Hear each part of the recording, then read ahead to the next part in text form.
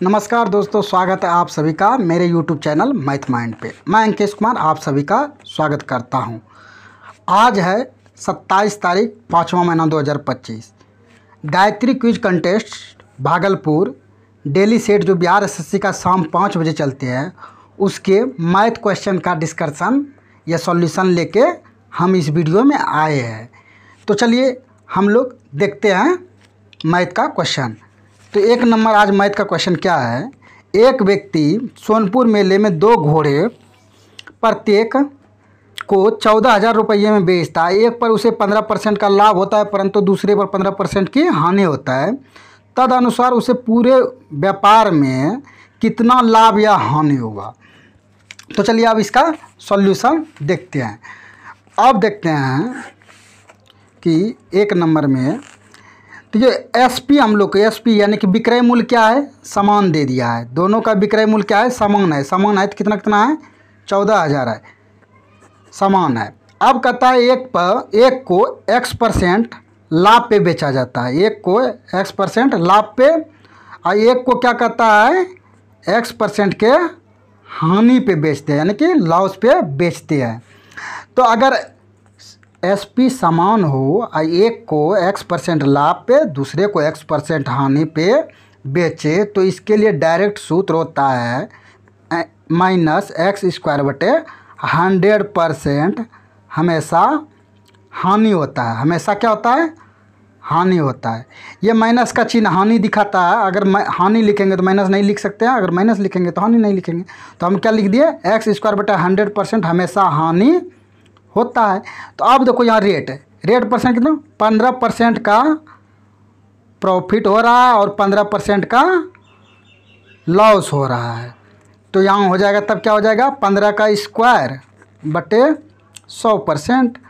तो 15 का स्क्वायर कितना हो जाएगा, 225 बटे 100, यानी कि 2 अंक के बाद दे देंगे दशमलव, यानी कि हो जाएगा 2.25% हानि।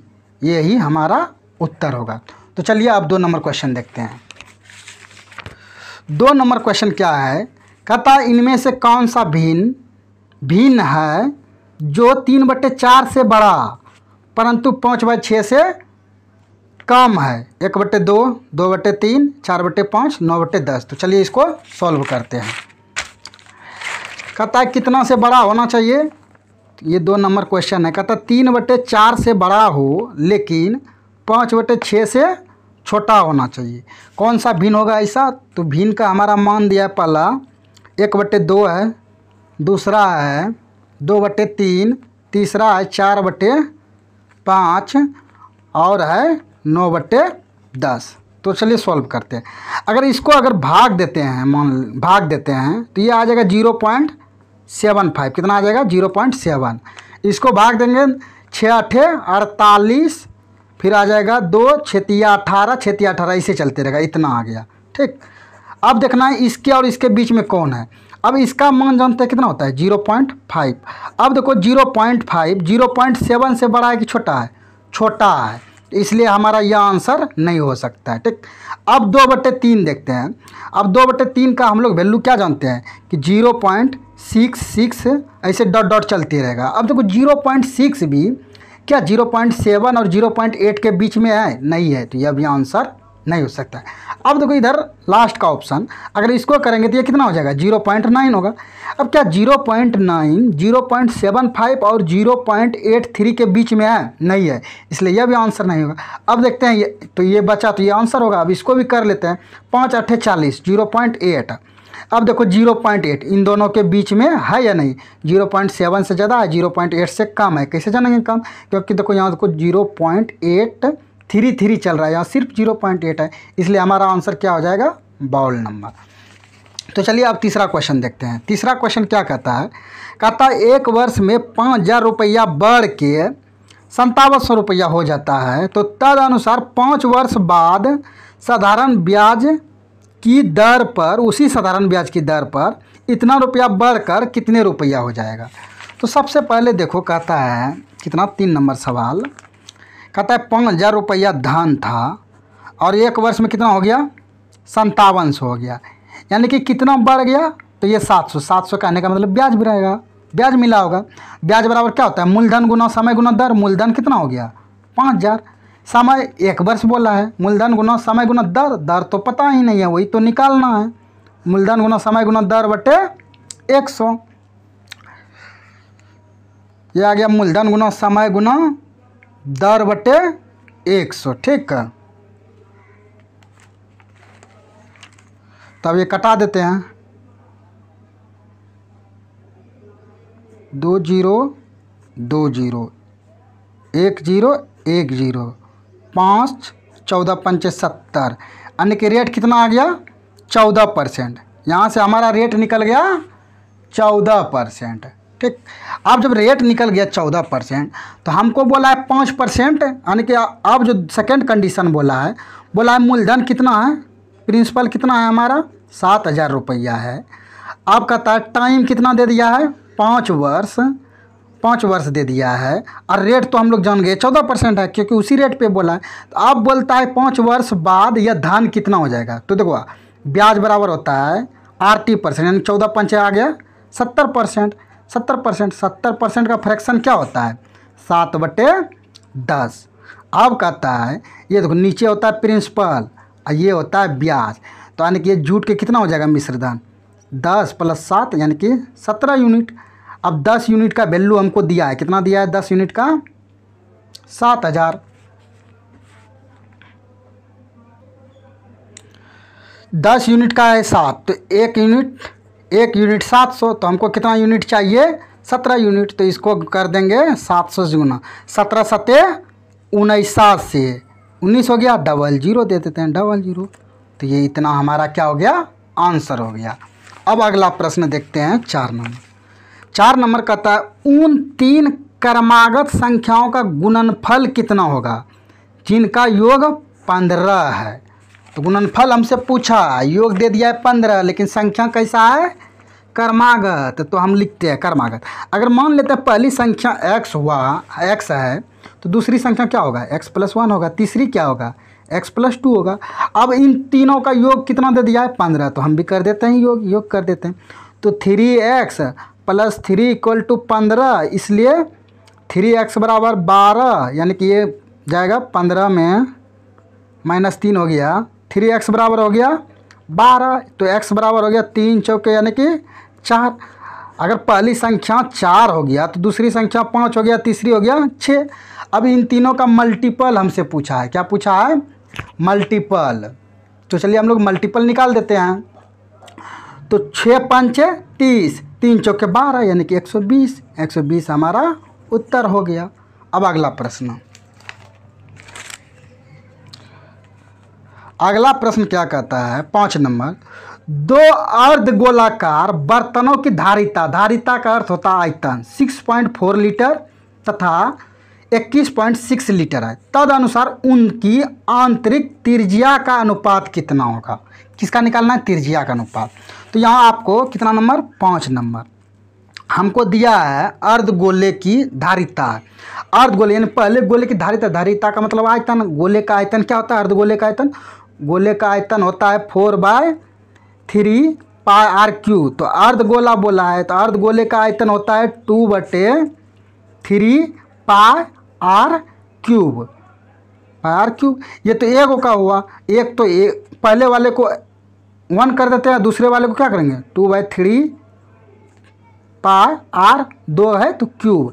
तो पहले का आयतन कितना दिया है आए 6.4 लीटर और दूसरे का कितना दिया है 21.6 लीटर। देखो ये उड़ जाएगा दशमलव, ये देखो ये गया पाई गया, तो r³ का बचा।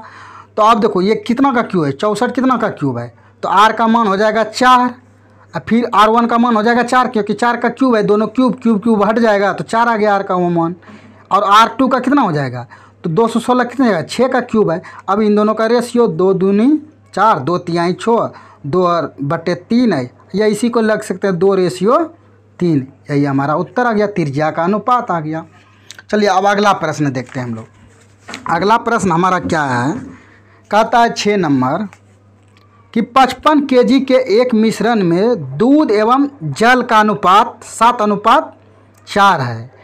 अनुपात में 7:6 करने के लिए मिलाए जाने वाले जल की मात्रा क्या होगी? 15 केजी, 10 केजी, 5 केजी, 12 केजी। तो चलिए इसको सॉल्व करते हैं। इसको सॉल्व करने के दो मेथड है, ठीक। एक बेसिक होता है और एक शॉर्ट ट्रिक से होता है। तो हम लोग शॉर्ट ही सीखेंगे, क्योंकि इस वीडियो देखने का अर्थ ही होता है कि शॉर्ट तरीके से बनाने के लिए सीखना है। बेसिक तो मैं मानता हूँ कि प्राय सभी लोगों को आता होगा। तो सबसे पहले जो अनुपात दिया है 7:4 है। किसका किसका मिश्रण? तो देखो, पहले मिल्क बोला है, दूसरा वाटर। इसका रेशियो हमको दिया है 7:4। अब कहता है कि कितना मिलाएंगे, अनुपात जो कितना हो जाएगा 7:6 हो जाएगा। तो कितना जल मिलाना है? देखो, मिल्क नहीं मिलाना, जल। तो जिसको मिलाना है उसको छोड़ के जिसको नहीं मिलाया जाता उसको बराबर किया जाता है। लेकिन यहाँ से ध्यान से देखेंगे तो इसमें देखो मिल्क पहले से ही बराबर है। तो यूनिट में ये कितना मिला रहा है? 4 से हो गया 6, यानी कि 2 यूनिट मिला रहा है, 2 यूनिट। अब 2 यूनिट का वैल्यू जान जाएंगे तो हो जाएगा कितना मिला रहा है। अच्छा, अगर 7 मिश्रण में 7 यूनिट मिल्क है, यानी कि दूध है, 4 यूनिट वाटर है, तो टोटल कितना यूनिट होगा? 7 4 11 यूनिट। तो मिश्रण कितना होगा? 11 यूनिट। लेकिन वो कहता है मिश्रण 11 यूनिट नहीं, कितना है? 55 केजी है। कितना है? 55 केजी। तो यहाँ से 1 यूनिट का वैल्यू क्या आ जाएगा हमारा? 11 × 5 = 55, यानी कि 5 केजी। तो हमको चाहिए कितने यूनिट का वैल्यू? तो यहाँ 5 से गुना कर देंगे तो हो जाएगा 10 केजी। हमको चाहिए 2 यूनिट का, तो हो गया 10। क्यों 2 यूनिट का? क्योंकि ये 2 यूनिट ही बढ़ा है और यही चीज़ जोड़े हैं, क्योंकि वाटर जोड़ने के लिए बोला है। तो यही हमारा उत्तर है। अगला प्रश्न देखते हैं। अगला प्रश्न 7 नंबर क्या कहता है? एक वृत्त की त्रिज्या 2 गुनी कर दी जाए तो उसका पृष्ठ क्षेत्रफल बढ़ जाएगा या बढ़ जाता है 100%, 200, 300, 400%। तो चलिए इसका सॉल्यूशन देखते हैं। वृत्त, आप जानते हैं वृत्त का क्षेत्रफल बोल रहा है यहाँ। वृत्त का क्षेत्रफल, वृत्त की त्रिज्या ये हो गया, और क्षेत्रफल, वृत्त का क्षेत्रफल क्या होता है? पाई r स्क्वायर। पाई कांस्टेंट होता है, जो भी बढ़ेगा r। यानी त्रिज्या कहता है पहले 1 था, त्रिज्या 2 गुना कर दे। पहले 1 था, अब कितना कर देते हैं? 2। अगर पहले 1 होता तो यहाँ अब क्षेत्रफल इसका कितना हो जाता है? 1 का स्क्वायर क्या हो जाएगा? 1 ही। अब जो त्रिज्या कहता है 2 हो जाएगा, 2 का स्क्वायर कितना हो जाएगा? 4। तो अब देखो ये बढ़ा कितना, अगर गुनी पूछता तो 400 गुनी हो गया, बढ़ा कितना? 3 बढ़ा। कितने बढ़ा? 100 पे। तो परसेंटेज में निकालना है, तो 100 गुना इतना हो जाएगा। तो कितना 100% बढ़ गया? 300%। अब वही कहता कितने हो गया पहले का, तो 400 गुना यानी कि 4% हो गया। यही हमारा शॉर्ट है। ये हमारा था कितना नंबर? 7 नंबर प्रश्न था। अब चलिए 8 नंबर देखते हैं। 8 नंबर प्रश्न क्या है हमारा? कहता है एक बल्लेबाज अपनी 17वीं पारी में 87 रन बनाता है। 17वीं पारी में 87 रन बनाता है, जिससे उसका बल्लेबाजी औसत 3 रनों से बढ़ जाता है। तो 17वीं पारी के पश्चात, यानी कि उसके बाद, उसका रन औसत बताए, यानी कि कितना था बताए। तो देखो इसको 2 तरीक़ा से बताएंगे। पहले हम बेसिक से बता देते हैं, फिर आपको शॉर्ट बताएंगे, क्योंकि बेसिक भी आना ज़रूरी है, ठीक। देखिए पहले मान लेते हैं तो 16 पारी होगा तब ना 17वां आएगा। तो 16 पारी, 16 पारी का औसत, पारी का औसत कितना है मान लेते हैं, औसत x है, ये बेसिक से। तो इसका योग कितना हो जाएगा? तो हम लोग जानते हैं कितना हो जाएगा? 16x हो जाएगा। उसी तरह कहता है 17वीं पारी, 17वीं पारी में कितना बनाया है? मतलब 87 रन बनाया, तब औसत कितना हो गया? अब 17 पारी का औसत, 17 पारी का औसत हमारा कितना हो जाएगा? तो ये हो जाएगा x + 2। तो अब इसका योग कितना हो जाएगा? तो योग इसका हो जाएगा, तो हो जाएगा 17 × x + 2, x + 2। अब दोनों का योग हो गया। अगर मान लेते हैं 17 पारी और 16 पारी, 16 पारी कैसे होगा? 16 पारी का योग कितना था? 16x। इसमें कितना जोड़े? 87 रन बताए, तब ना इतना हो गया, क्योंकि कितना 2 नहीं 3 बढ़ा था दोस्तों, क्योंकि 3 बढ़ जाता है, तो ये 3 बढ़ा था, 3 बढ़ गया। तो अब देखो इतना था, तो 17 गुना, इसको गुना कर दे, 17 गुना x कितना हो जाएगा? 17x + 17 = 51 आ गया, ठीक। तो अब देखो ये 16x है, ये 17x है, इसको इधर ले जाते हैं तो ये हो जाएगा x अंतर में। अब इसको इधर लाएंगे तो इसमें 81, 87 में 51 घटेगा तो कितना आ जाएगा 36। तो हमारा 36, x का मान क्या आ गया 36। x हम क्या माने थे 16 पारी का औसत। तो अब देखो ये 36 पूछा नहीं, बोला है 17वीं पारी के बाद, यानी 17वीं पारी के बाद उसका औसत क्या है। तो औसत बढ़ गया था ना, पहले अगर 36 था तो बढ़ा कितना था 3, तो अब कितना हो गया 39। तो हमारा गया 39। अब तो ये था लॉन्ग प्रोसेस। अब अगर इसे शॉर्ट से बनाना क्या होता क्या होता, देखिए अब शॉर्ट से हम बनाते हैं इसको। कहता है 16वां पारी का कुछ भी होगा, लेकिन 17 पारी में उसका औसत कितना हो गया 3 बढ़ गया। अगर 17 पारी खेला 3 औसत बढ़ गया तो योग में कितना बढ़ गया हो गया 17 51 बढ़ गया। अच्छा ऐसा घटना कब हुआ, जब उसमें 87 ऐड किए तो 87 में 51 को घटा देते कितना आ जाएगा, ये आ गया 36। और ये जो मान आता है डायरेक्ट ये मूल का आता है, यानी कि पहले का आता है। अगर पहले इतना था तो बाद में 3 जुटेगा तो कितना हो गया 39। ये हो गया हमारा शॉर्ट मेथड। तो चलिए अब अगला क्वेश्चन हम लोग देखते हैं। अगला क्वेश्चन हमारा क्या है, अगला क्वेश्चन है 9 नंबर। कहता है कि 50 मीटर लंबी एक ट्रेन 100 मीटर लंबे एक प्लेटफॉर्म को 10 सेकंड में पार करती है, तो रेलगाड़ी की गति बताना है। तो दूरी, ट्रेन वाले सवाल में ना हमेशा क्या दूरी कहीं भी कुछ भी दिखे 2 दूरी तो उसको जोड़ दो, तो ये हो जाएगा 50 + 100, ये हो गया कुल दूरी बटे कुल समय 10 सेकंड, ये हो जाएगा 150 बटे 10, ये 1 0 कर गया तो 15 मीटर प्रति सेकंड। ये हो गया हमारा ट्रेन का स्पीड, क्योंकि ट्रेन ने कुल दूरी इतना किया था। ये ट्रेन की लंबाई है और ये प्लेटफॉर्म की लंबाई है, ये दोनों जुड़ के हुआ है। अब अगला क्वेश्चन देखते हैं 10 नंबर। 10 नंबर क्या कहता है, 12 का 1/2 को सरल करें, यानी कि इसका मान निकाले। सरल करें मतलब मान निकाले। अब देखो 12 है तो 12, तो 1/2 जो होता है ना, इसका अर्थ होता है रूट, पावर हाफ का अर्थ होता है रूट। अब तो हो जाएगा रूट, तो अब 12 को हम लिख सकते हैं 4 × 3 लिख सकते हैं, हाँ लिख सकते हैं, इसमें कोई दिक्कत नहीं। अब 4 का जानते हैं रूट रहेगा तो इसका क्या निकल जाएगा 2 निकल जाएगा, इधर हो जाएगा 3, तो कितना आंसर हो गया 2√3 हमारा आंसर। अब क्वेश्चन 11 नंबर प्रश्न। 11 नंबर प्रश्न क्या कहता है, 48, 108 और 140 का महत्तम, यानी कि HCF निकाले। क्या निकाले HCF निकाले। किसका HCF निकालना है, तो 48 का निकालना है, 108 का निकालना है, 140 का निकालना। ऐसा सब सवाल ना हमेशा ऑप्शन से बनाया कीजिए, बहुत कम समय में होगा। ऑप्शन जैसे एक क्या है 5 है, B 7 है, C 4 है और D 2 है। कि महत्तम मतलब बड़ा, जब भी ऑप्शन से चेक करना हो ना तो हम लोग बड़े ऑप्शन से चेक करना स्टार्ट। मान लेते हैं 7 से चेक करेंगे, 7 का क्या है 7 से कटना चाहिए सभी संख्या। क्या 7 से 48 कटता है, नहीं कटता, इसलिए 7 तो होगा ही। अब 7 के बाद बड़ा है 5, 5 से कटने का नियम है कि सभी संख्या या तो 0 होना चाहिए या तो 5 होना चाहिए, इससे भी नहीं कट रहा है तो ये भी नहीं हो सकता। अब बचा 4, 4 से कट रहा है, 4 से सभी कट रहा है, 2 से भी कट रहा है, लेकिन 4 2 में बोला है बड़ा, महत्तम का अर्थ होता है बड़ा, तो बड़ा वाला कौन होगा, बड़ा वाला ये होगा 4, तो हमारा HCF क्या हो जाएगा 4, ये हो गया हमारा आंसर। अगला प्रश्न है हमारा 12 नंबर। 12 नंबर कहता है, उम्र में बड़े राम और छोटे श्याम के उम्र में अंतर 16 वर्ष का है। अंतर कितने हैं 16 वर्ष का। 6 वर्ष पूर्व श्याम से 3 गुनी उम्र का था। 6 वर्ष पूर्व राम जो है ना श्याम से 3 गुनी उम्र का था, तो राम के वर्तमान आयु। तो इसको तो 2 ऑप्शन से भी कर सकते हैं, एक तो प्रोसेस से है और एक है कि डायरेक्ट उड़ाना है, यानी कि ऑप्शन थ्रू से जाना है। तो हम ऑप्शन से ही बताते हैं ताकि कम समय लगे, प्रोसेस से तो आप लोग निकाल ही लेंगे। देखिए दोनों का अंतर, यानी कि और उसमें बड़ा है राम एंड श्याम का अंतर कितना दे दिया है 16 वर्ष है, ठीक।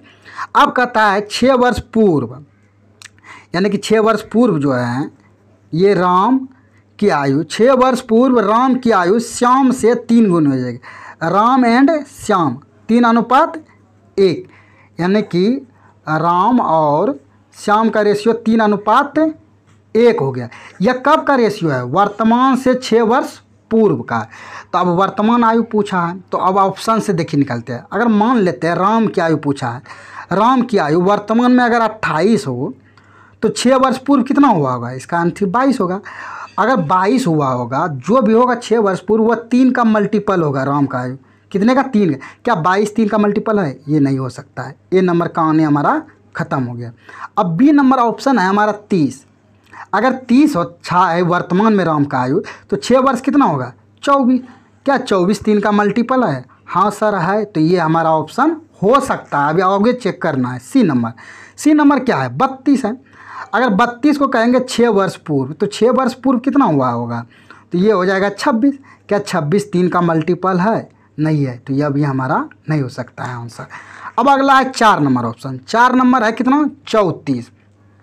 अब 34 को 6 वर्ष पूर्व करेंगे तो 6 वर्ष पूर्व कितना हो जाएगा? तो ये हमारा हो जाएगा 28। क्या 28 3 का मल्टीपल है? ये भी नहीं है। तो इसलिए यह भी आंसर नहीं हो सकता। तो हमारा आंसर हो गया बी। इसको ऑप्शन से ऐसे उड़ाना है अगर ऑप्शन के थ्रू जाना है। बाकी आप प्रोसेस से तो वर्तमान में मान लेना है, फिर अंतर करके आप 2 समीकरण आएगा वैसे हल कीजिएगा तो उसका सॉल्यूशन निकल जाएगा। लेकिन हम लोग यहाँ शॉर्ट तरीके से इसको सॉल्व करेंगे। अगला प्रश्न है 13 नंबर। अगर विक्रय मूल्य 2 गुना करने पर लाभ 3 गुना हो जाता है तो प्रतिशत लाभ निकालिए। क्या निकालने के लिए बोला है हमको? 13 नंबर सवाल बोला है लाभ प्रतिशत निकालना है। क्या निकालना है? लाभ प्रतिशत बराबर वाट, यही निकालना है। अच्छा, लाभ प्रतिशत बराबर सूत्र क्या होता है? तो लाभ प्रतिशत बराबर सूत्र होता है लाभ बटे क्रय मूल्य यानी कि CP गुना 100। यही होता है लाभ प्रतिशत। अगर लाभ प्रतिशत हमको निकालना है तो हमको क्या क्या पता होना चाहिए? एक तो CP का मान पता होना चाहिए, दूसरा लाभ का पता होना चाहिए। अच्छा, लाभ यानी कि लाभ को प्रॉफिट कब होगा? जब SP यानी कि बेचेंगे ज़्यादा में और खरीदेंगे कम में। ये तो हमारा पहला मूल नियम है। अब वो क्या कह रहा है, कहता है अगर SP को हम 2 गुना कर दें यानी कि 2SP कर दें तो प्रॉफिट हमारा हो जाता है 3P यानी कि पहले P हो रहा है तो 3P हो रहा है। तो प्रॉफिट तो वही होगा, तो CP तो सेम ही रहेगा क्योंकि CP तो बदलने वाला है नहीं। तो ये हो गया समीकरण 2। अब यहाँ से हल करना है। अब हल करना है तो यहाँ से ध्यान से देखते हैं। हमको चाहिए CP और लाभ, SP तो चाहिए ही नहीं, SP को हटाना है। तो जिसको हटाना होता है ना उसको बराबर कर देते हैं। यहाँ 2 है तो इस समीकरण को 2 से गुना करेंगे। तो अगर इसको 2 से गुना करेंगे तो ये हो जाएगा 2P और ये हो जाएगा 2SP और ये हो जाएगा 2CP। यही हो गया। अब इसको ना घटाने पर क्या करेंगे? घटाने पर, क्योंकि हमको इसको हटाना है। अब देखो ये एक चला गया 2SP।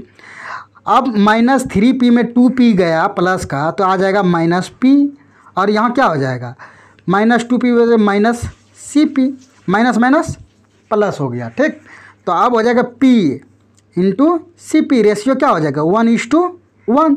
अब हम निकाल लेते हैं लाभ प्रतिशत। लाभ प्रतिशत क्या हो जाएगा? लाभ बटे CP गुना 100। तो लाभ हमारा 1 है, CP भी 1 है गुना 100। तो हमारा क्या आ जाएगा आंसर 100%। यही हमारा हो गया आंसर। अब अगला प्रश्न देखते हैं 14 नंबर। 14 नंबर प्रश्न क्या है? ये तो सॉल्व करने वाला है दोस्त समीकरण। तो चलिए इसको भी सॉल्व कर देते हैं। 14 नंबर क्या कहता है? B माइनस बड़ी bracket B minus A plus B minus मंझली ब्रैकेट B माइनस छोटी bracket B minus A plus B छोटी ब्रैकेट बंद मध्यम ब्रैकेट बंद प्लस 2A बड़ी ब्रैकेट। इसको हल करना। ब्रैकेट 3 प्रकार का होता है। तीनों प्रकार में सबसे पहले किस ब्रैकेट का काम होता है? छोटे ब्रैकेट का। तो चलिए हम लोग छोटे ब्रैकेट का काम करते हैं। ये B माइनस ये छोटे ब्रैकेट, अगर माइनस है इधर प्लस है गुना कर देते हैं। -A इधर आ जाएगा -B। ये माइनस इसका है, यहाँ से हो गया मध्यमा ब्रैकेट। ये B माइनस इस छोटी ब्रैकेट का भी काम करते हैं। माइनस से गुना करेंगे तो -B माइनस माइनस प्लस तो हो जाएगा +A प्लस माइनस B मध्यमा ब्रैकेट बंद प्लस 2A ये बड़ी ब्रैकेट हो जाएगा। आ गया फिर B। यहाँ से देखो अब कटेगा। यहाँ देखो ये माइनस का B है, ये प्लस का B है। तो माइनस का B प्लस का B चला गया तो बचा यहाँ क्या माइनस का ये माइनस। अब इसके ब्रैकेट में यहाँ भी देखो ये प्लस B है, ये माइनस B है। तो इसको क्या करेंगे? ये ऐसे चला गया। ठीक, अब क्या बचा? A माइनस B बचा है प्लस 2A हम ब्रैकेट से बंद। B हो गया माइनस, देखो ये -A, अब माइनस से गुना करते हैं। माइनस से गुना ये -A plus B plus 2A। ये इतना हमारा बड़ी ब्रैकेट सिर्फ बचा। तो ये हो जाएगा B माइनस, अब देखो ये -A क्या हो जाएगा 2a plus b plus 2a। अब देखो ये 2a प्लस का है, ये 2a माइनस का है, इन दोनों को क्या करेंगे, कटा देंगे तो b हो जाएगा। यहाँ चिन्ह माइनस का हुआ और यहाँ सिर्फ b बचा, तो plus minus minus b minus b यानी कि 0। हमारा उत्तर आ गया 0। अब अगला प्रश्न देखते हैं 14 के बाद 15 नंबर। कहता है यदि 12 पंप 8 घंटा प्रतिदिन काम करते हुए 16 दिनों में 960 टन पानी निकालते हैं तो 8 पंप प्रतिदिन 6 घंटा काम करते हुए कितने दिनों में 1600 टन पानी निकालेगा। इसके लिए तो डायरेक्ट सूत्र होता है दोस्त, उसी पे कर देना है M1। ये 15 नंबर है, ये होता है M1 D1 H1 बटे W1 बराबर M2 D2 H2 बटे W2। जहाँ M क्या है, मेन यानी कि आदमी की संख्या, ये दिन की संख्या, ये घंटे की संख्या होता है, ये W क्या है, वर्क काम, तो इसी पे बैठा देते हैं। तो M1 का मान कितना है, तो हमको M1 दिया है, किधर गया सवाल, हाँ M का मतलब कोई भी कितना पंप कर रहा है, आदमी रहता है तो आदमी 12 पंप है, तो यहाँ 12 पंप काम कर रहा है। कितना घंटा कर रहा है, 8 घंटा कर रहा है। दिन कितना बोला है, 6 दिन बोला है। काम करते हुए कितना टन निकालता है, तो ये 960 टन निकालता है। अब दूसरी क्या कह रहा है, 8 पंप है, अब कितना है, 8 पंप है। ये 6 घंटे काम करते हुए दिन तो पता ही नहीं है, x दिन हम लोग मान लिए। अब कितना कर रहा है, 1600 कर रहा है। अब काट छीट देते हैं, आंसर हमारा आ जाएगा। ये 6 ये 8 चला गया, 1 0 1 0 12 8 96 8 दूना 16 20, यानी तब हो जाएगा x बराबर कितना आ गया, 20, यानी कि 20 दिन हमारा उत्तर आ गया। अब अगला प्रश्न देखते हैं। अगला प्रश्न है हमारा 16 नंबर। अब 16 नंबर प्रश्न क्या कहता है, कहता है कोई धनराशि चक्रवृद्धि ब्याज की दर से 3 वर्ष में 800 रुपया से 3 वर्ष में 800 तथा 4 वर्ष में 840 रुपया हो जाता है तो वार्षिक ब्याज, वार्षिक पूछा है, वार्षिक ब्याज की दर ज्ञात करें। ऐसे सवालों को शॉर्ट बनाने का तरीका मैं बताता हूँ, जो कि सबसे शॉर्ट है, बहुत कम समय में हो जाएगा। यह है 16 नंबर। अब देखो 4 वर्ष, पहले 3 वर्ष का मिश्र धन कितना दिया है, 800, और 4 वर्ष का मिश्र धन कितना दे दिया है, तो 840। अब इन दोनों का हमेशा जब भी रहे ना ऐसा, तो इसका रेशियो ले लेना, अनुपात 1 0 1 0 कट गया। अगर इसको अधिया भी करेंगे तो ये कितना हो जाएगा, 40, ये हो जाएगा 42, फिर 20, ये 21, ये रेशियो में। अच्छा ये देखो, अगर कोई चीज़ 20 का था, 1 वर्ष में 21 का हो गया, तो कितना बढ़ गया, 1 बढ़ गया। किस पे बढ़ गया, कोई भी चीज़ 20 का था 21 हो गया, ये रेशियो कटाने के बाद 20:21 आया। 20 का था अब 21 हो गया, कितना बढ़ गया, 1 बढ़ गया। किस पे बढ़ गया, 20 पे। तो इसी को प्रतिशत में करेंगे तो 100 20 5, यानी कि रेट का हमारा कितना आ गया, 5%। यही हो गया हमारा उत्तर। अब अगला प्रश्न है 17 नंबर। 17 नंबर क्या कहता है, एक थैला में 1 रुपया 50 पैसा 25 पैसे के सिक्कों का अनुपात 1:4 है। यदि कुल सिक्कों का मूल्य 160 रुपया है तो 25 पैसे सिक्कों की संख्या कितनी है। दोस्तों ऐसा सवाल कभी भी आए ना, सबसे बड़ा चीज़ इसमें जो फैक्टर पकड़ना है, आप कभी कन्फ्यूजन, ये दिया क्या है, ये जो देखो यहाँ कभी या तो यहाँ देखो मूल्य दे दिया अभी रुपया में, या तो यहाँ सिक्कों की संख्या देता है, 2 ही चीज़ देता है, या तो आपको सिक्कों की संख्या दे देगा या इसका मूल्य दे देगा। तो यहाँ हमको मूल्य दिया है, इसलिए सबका मूल्य बराबर मूल्य करेंगे। तो अब मूल्य निकालते हैं, तो सिक्का का अनुपात है 1:4:4, 1 रुपया 50 पैसा और 25 पैसा। अच्छा 1 रुपया का सिक्का एगो होगा तो वह एक सिक्का होगा, वह 1 रुपया का होता है, यानी कि रुपया में कितना आ जाएगा, 1 रुपया प्लस। अब देखो 4 गो सिक्का है, अब वो चारों सिक्का 50 पैसा का है, तो रुपया में कितना हो जाएगा, तो 2 रुपया होगा। अब देखो 4 सिक्का है और वह चारों सिक्का 25 पैसा का है, तो कितना रुपया में हो जाएगा, 1 रुपया। तो ये टोटल रुपया कितना होगा, 2 2, यानी कि 4 रुपया होगा। लेकिन वह कहता है 4 नहीं, ये यूनिट में, क्योंकि देखो ये यूनिट में आएगा। क्यों आएगा यूनिट? क्योंकि ये रेशियो में है ना, तो ये यूनिट में, तो 4 यूनिट हो जाएगा। तो ये 4 यूनिट का हमको कितना दिया है? 160, यानी कि 1 यूनिट का 4 चौके 16, 40। तो हमसे पूछा किसका है? पूछा है देखो 25 पैसा का। 25 पैसा का ये है, तो इसको 40 से गुना कर देते हैं। तो 4 चौके 16, 160 आ गया हमारा 160 आंसर। अब अगला प्रश्न है हमारा 18 नंबर। 18 नंबर कहता है ए स्क्वायर प्लस बी स्क्वायर बराबर 117, ए बी बराबर 54, तो ए प्लस बी बटे ए माइनस बी का मान चाहिए। हमको दिया है, देखो 18 नंबर में क्या दिया है?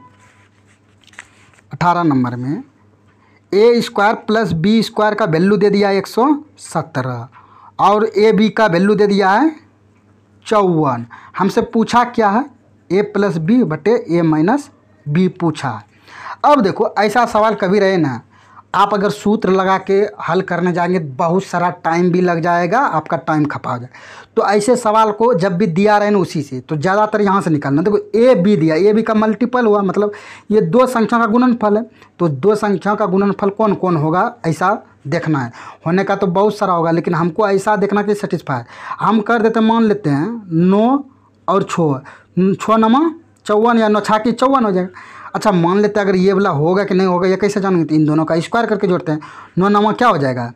81 प्लस 6 छाके 36, 6 1 7, 8 3 11, यानी कि ये आ रहा है स्क्वायर। कहने का मतलब यह मान हम सही ले रहे हैं। अगर यह मान सही है, क्योंकि ये सेटिस्फाइड कर गया 117 को, तो इसलिए यह मान सही हो गए। तो अब यहाँ रख देते हैं 9 प्लस 6, 9 माइनस 6, 9 6 15, यहाँ हो जाएगा 3, 3 से कट जाएगा 5, 5, तो हमारा आंसर आ जाएगा 5। क्या आ गया हमारा आंसर? 5। कितना नंबर देखेंगे? 19 नंबर प्रश्न। कितने नंबर? 19 नंबर। 19 नंबर क्या कहता है? एक विद्यार्थी 100, 150 और 200 अधिकतम अंकों वाले टेस्ट पेपर में क्रमशः 90%, 60%, 54% अंक प्राप्त करता है। उसके प्राप्त अंकों का योग कितना परसेंट है? 64%, 68%, 70%, नन। तो चलिए इसको सॉल्व करते हैं। तो प्रश्न संख्या कितना है? 19 नंबर। 19 नंबर में मान लो पूर्णांक। पूर्णांक का मतलब कितना अंक दिया है, अधिकतम अंक जो दिया है। तो पहला 100 बोला है पहला पेपर, दूसरा पेपर है 150 का और तीसरा पेपर है 200 का। इसमें प्राप्त अंक प्रतिशत, प्राप्त अंक प्रतिशत कितना? तो पहले पेपर में 90% हुआ, दूसरे पेपर में 60% मिला है, तीसरे पेपर में 54%। ये तो प्रतिशत में प्राप्त हुआ।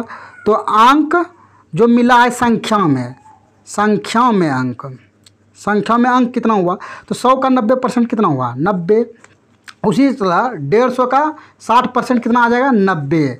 फिर 200 का 54% अगर हम निकालेंगे तो ये हो जाएगा 108। तो टोटल अंक कितना प्राप्त हुआ? तो टोटल को जोड़ देते हैं, तो ये आ जाएगा 288।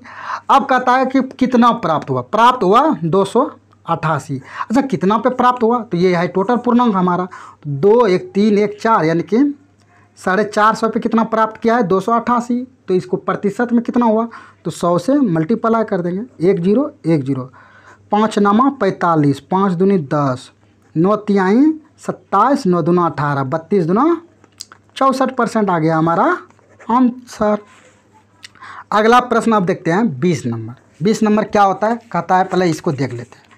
अब 20 नंबर कहता है निम्नलिखित भिन्न में से सबसे बड़ा भिन्न कौन सा है? 7/8, 13/14, 5/7 और 9/14 में। तो चलिए इसको सॉल्व करते हैं 20 नंबर। तो सबसे पहले हम भिन्न को लिख लेते हैं। पहला भिन्न जो है हमारा 7/8 है, उसी तरह 13/14 है और 5/7 है, 9/14 है। इसमें हमको सबसे बड़ा भिन्न बोला है। क्या बोला है? सबसे बड़ा भिन्न। अगर सबसे बड़ा, अगर इसको भाग दे के निकालेंगे ना दोस्त, बहुत सारा टाइम लग जाएगा और पेपर में सोल्व करने के लिए हमारे पास उतना टाइम रहता नहीं है। तो इसलिए हम इसको अपने दिमाग से शॉर्ट तरीके से सोल्व करते हैं। अच्छा मान लेते हैं 7/8 नहीं होता, अगर यही होता तो कितना? देखो सबका बेस, देखो बेस कितना है? 14। तो इसको भी कर देते हैं 14, इसका भी बेस बना देते हैं 14। तो नीचे भी 2 से गुना कर देंगे, ऊपर से भी 2 गुना कर देंगे, अब हो जाएगा 14। तो ये हो जाएगा 13/14, ये हो जाएगा 10/14, ये हो जाएगा 9/14। अब देखो इन तीनों में सबसे अंश किसका बड़ा है? अंश 13 बड़ा है, ये 10 है, ये 9 है। तो इन तीनों भिन्न में अंश किसका बड़ा है? ये 13/14 का है, इसलिए इन तीनों में सबसे बड़ा भिन्न कौन आ गया? हमारा 13/14 आ गया। अभी भी फाइनली नहीं हुआ है, अब इससे चेक करना किससे? 7/8 से चेक करना है। अब 7/8 से चेक करने के लिए इनको क्रॉस मल्टीप्लाई कर दीजिए, तो 4 98 आ जाएगा। इधर गुना करके लिखेंगे 4 क्या आ गया? 98। और फिर इधर से गुना करेंगे 13 8 चलो 10 104 आ गया। अब इन दोनों में देखिए, इसका ये आया, इसका ये हुआ है, बड़ा कौन है? सर 104 बड़ा है, इसलिए 104 वाला भिन्न भी बड़ा होगा, यानी कि 13/14 सबसे बड़ा भिन्न हमारा आंसर होगा। अगला प्रश्न है 21 नंबर। 21 नंबर क्या कहता है? पहली समयौगिक यानी कि संयुक्त संख्या है 8 2 4 6। तो चलिए इसको भी सॉल्व करते हैं।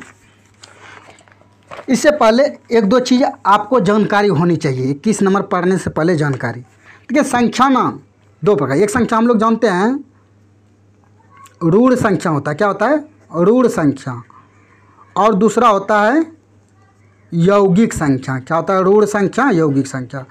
ऋण संख्या का ही दूसरा नाम क्या कहते हैं? अभाज्य संख्या। और इसका दूसरा नाम क्या हो जाता है? भाज्य संख्या। तो अभाज्य संख्या, अब अभाज्य संख्या सब हम सभी जानते हैं, जो सिर्फ एक से कटे और स्वयं से कटे वह संख्या कौन सा होगा? अभाज्य संख्या होगा। जो एक से कटे और स्वयं से कटे वह अभाज्य संख्या। भाज्य संख्या क्या होगा? जो एक से भी कटे और स्वयं से भी कटे और अन्य से भी, मतलब जिसका भाजक 2 से अधिक हो, जिसका भाजक क्या हो? 2 से अधिक, यानी कि और से भी कटेगा 2 से अधिक हो, तो उसे कहते हैं भाज्य संख्या। अब देखो भाज्य संख्या भी 2 प्रकार का हो जाएगा, यानी कि यौगिक। तो ये कैसे हो जाएगा भाज्य? यानी कि मान लेते हैं जैसे 1 ले लेते हैं, पहला 1 तो जानते हैं अभाज्य संख्या है, 2 भी अभाज्य संख्या, ये तो आंसर नहीं। पहला हो जाएगा 3 तो अभाज्य संख्या है, इसलिए इसमें आएगा नहीं भाज्य संख्या में, तो 4 आ जाएगा। फिर आ जाएगा 6 हो जाएगा, फिर 8 हो जाएगा। तो अब देखो इसका भाजक अगर देखें, इसमें 1 से भी भाग लगेगा, 2 से भी लगेगा, 3 से नहीं लगेगा, 4। इसके भाजक की संख्या क्या हो गया? 3 वो हो गया, तो इसलिए यह भाज्य संख्या है। जबकि अभाज्य संख्या का 2 ही भाजक होता है, जिसमें से 1 से। अब देखो अगर ये है, इसका तो ये आ गया, 4 का ये हो गया। अगर मान लेते हैं 6 का करते हैं, 6 किस 1 से लग जाएगा, 2 से भी लग जाएगा, 3 से भी लग जाएगा, फिर 6 से। अगर इससे भाग लगता है तो इस संख्या को ध्यान से देखेंगे तो इसमें 2 प्रकार का है। तो इसमें सम भी आ रहा है, विषम भी आ रहा है, इसलिए इस संख्या को 2 भाग में बांट गया है। कितने भागों में? 2 भागों को। एक को कहते हैं समयौगिक संख्या, समयौगिक संख्या। दूसरे को क्या कहेंगे? तो विषम यौगिक संख्या, विषम यौगिक संख्या। अब आपको समझ में आ गया। अब हम ऑप्शन से चलते हैं। पहला मान लेते हैं 8 है, क्या है? 8 है। तो अगर 8 में किसे किसे लगेगा? 1 से लगेगा, 2 से लगेगा, 3 से लगे नहीं, 3 से नहीं लगेगा, 2 से, 4 से लगेगा, फिर 8 से लगेगा। दूसरा है फिर 2 में किससे लगेगा? 1 से लगेगा, 2 से लगेगा। फिर है 4 में किससे किससे लगेगा? 1 से लगेगा, 2 से लगेगा, 4 से लगेगा। फिर अगला है यानी कि 6 है, क्या है? 6 में 1 से लगेगा, 2 से भी लगेगा और 3 से भी लगेगा। अब इन चारों में पूछा है समयौगिक संख्या। समयौगिक का मतलब हुआ कि जिसमें सिर्फ सम वाला से भाग लगता हो, उसमें सम। अब जानते हैं, देखो ये दोनों अभाज्य संख्या है, अभाज्य संख्या तो होना नहीं चाहिए, तो ये दोनों हट जाएगा, ये सब में हट जाएगा।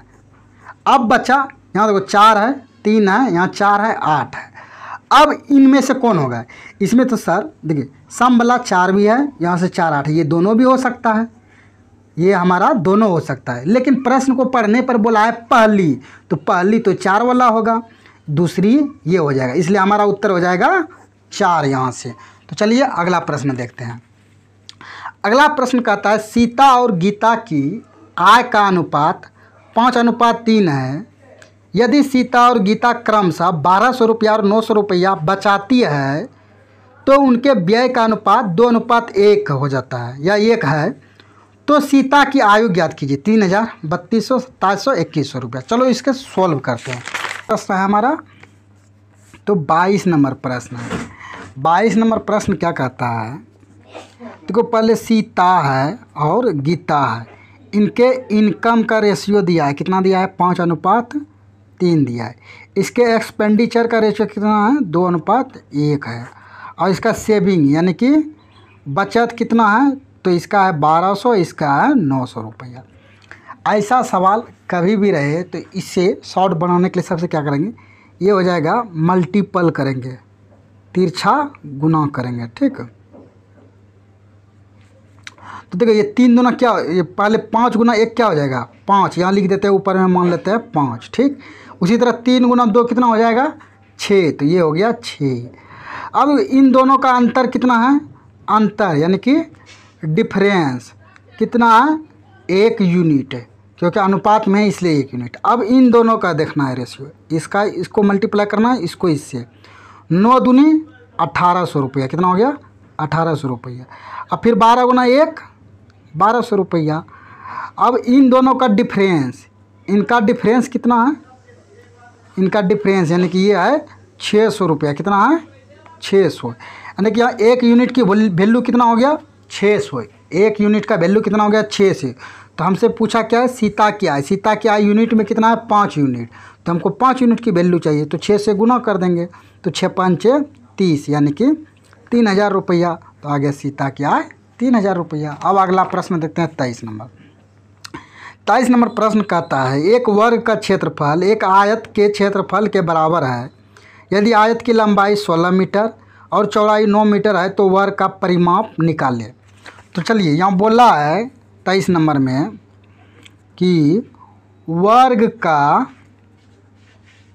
क्षेत्रफल बराबर क्या है, आयत का क्षेत्रफल।